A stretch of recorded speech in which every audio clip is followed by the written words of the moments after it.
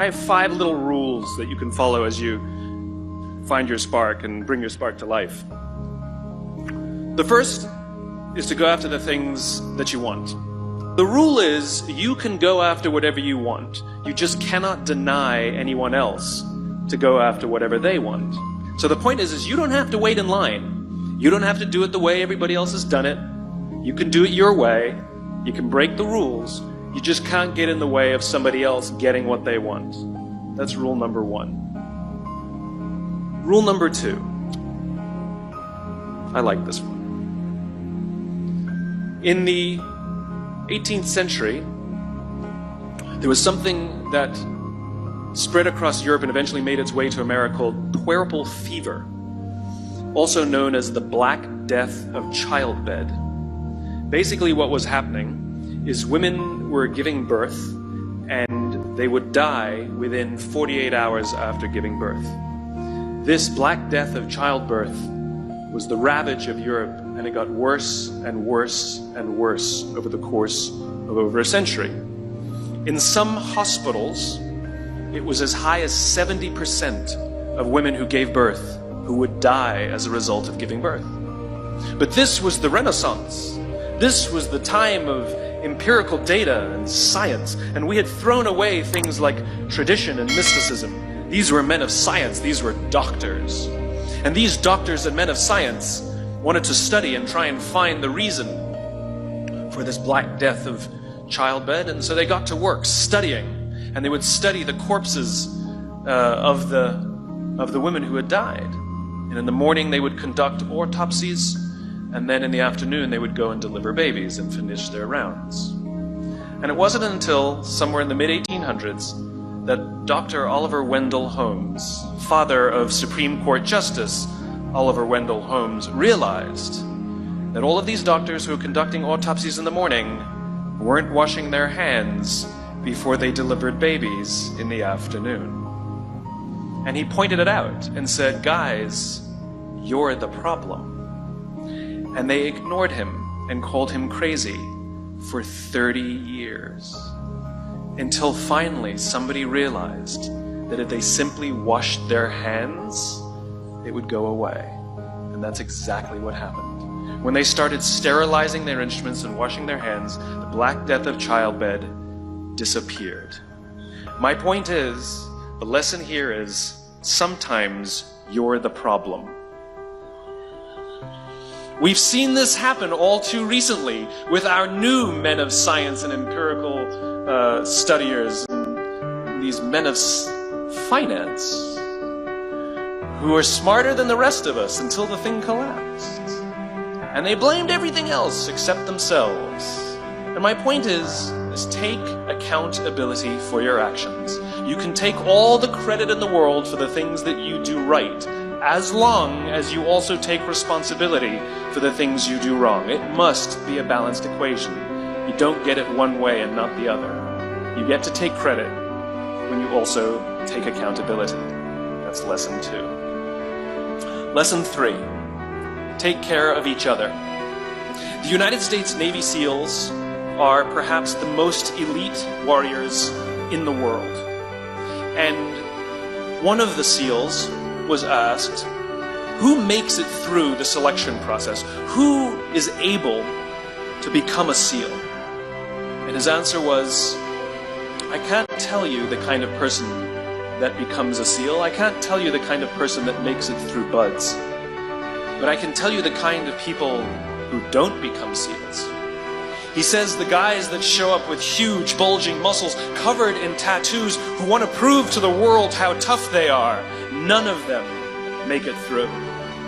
He said the preening leaders who like to delegate all their responsibility and never do anything themselves, none of them make it through.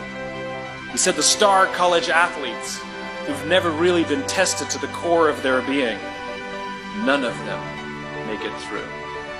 He says some of the guys that make it through are skinny, scrawny. He said some of the guys that make it through, you will see them shivering out of fear.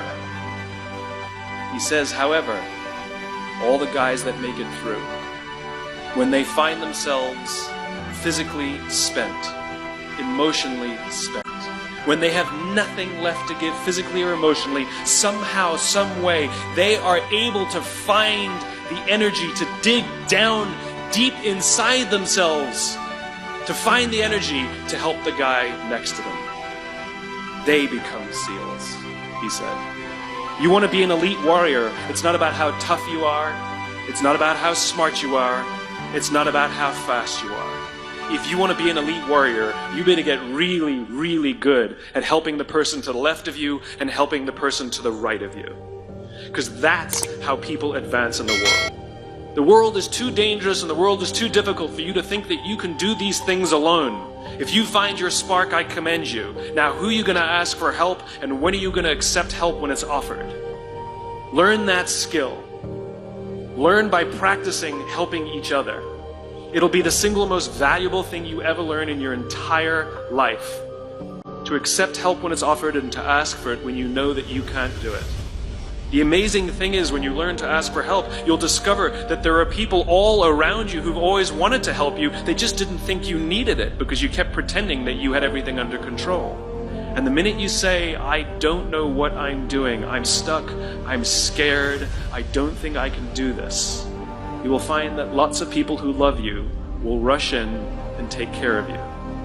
But that'll only happen if you learn to take care of them first. Lesson 4. Nelson Mandela is a particularly special case study in the leadership world because he is universally regarded as a great leader. You can take other personalities, and depending on the nation you go to, we have different opinions about other personalities. But Nelson Mandela, across the world, is universally regarded as a great leader. He was actually the son of a tribal chief. And he was asked one day, how did you learn to be a great leader?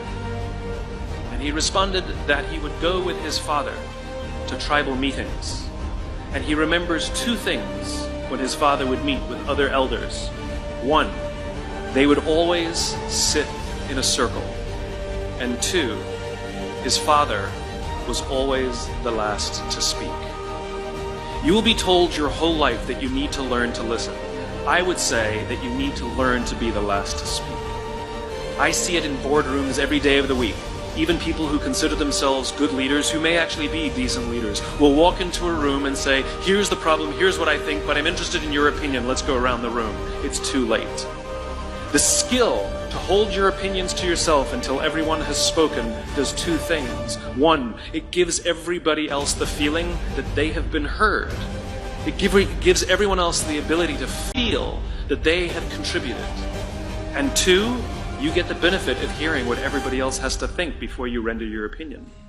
The skill is really to keep your opinions to yourself. If you agree with somebody, don't nod yes. If you disagree with somebody, don't nod no. Simply sit there, take it all in, and the only thing you're allowed to do is ask questions so that you can understand what they mean and why they have the opinion that they have. You must understand from where they are speaking, why they have the opinion they have, not just what they are saying. And at the end, you will get your turn. It sounds easy. It's not. Practice being the last to speak. That's what Nelson Mandela did. Number 5, my favorite one of all. True story. There was a former Undersecretary of Defense who was invited to give a speech at a large conference, about 1,000 people. And he was standing on the stage with his cup of coffee in a styrofoam cup, giving his prepared remarks with his PowerPoint behind him. And he took a sip of his coffee and he smiled and he looked down at the coffee. And then he went off script. And he said, you know, last year I spoke at this exact same conference. Last year I was still the Undersecretary. And when I spoke here last year, they flew me here business class. And when I arrived at the airport, there was somebody waiting for me to take me to my hotel. And they took me to my hotel and they had already checked me in and they just took me up to my room. And the next morning I came downstairs and there was someone waiting in the lobby to greet me, and they drove me to this here same venue. They took me through the back entrance and took me into the green room and handed me a cup of coffee in a beautiful ceramic cup. He says the lesson is, The ceramic cup was never meant for me. It was meant for the position I held. I deserve a styrofoam cup. Remember this. As you gain fame, as you gain fortune, as you gain position and seniority, people will treat you better. They will hold doors open for you. They will get you a cup of tea and coffee without you even asking. They will call you sir and ma'am, and they will give you stuff. None of that stuff is meant for you. That stuff is meant for the position you hold. It is meant for the level that you have achieved of leader or success or whatever you want to call it. But you will always deserve a styrofoam cup. Remember that. Remember that lesson of humility and gratitude. You can accept all the free stuff. You can accept all the perks. Absolutely, you can enjoy them. But just be grateful for them and know that they're not for you.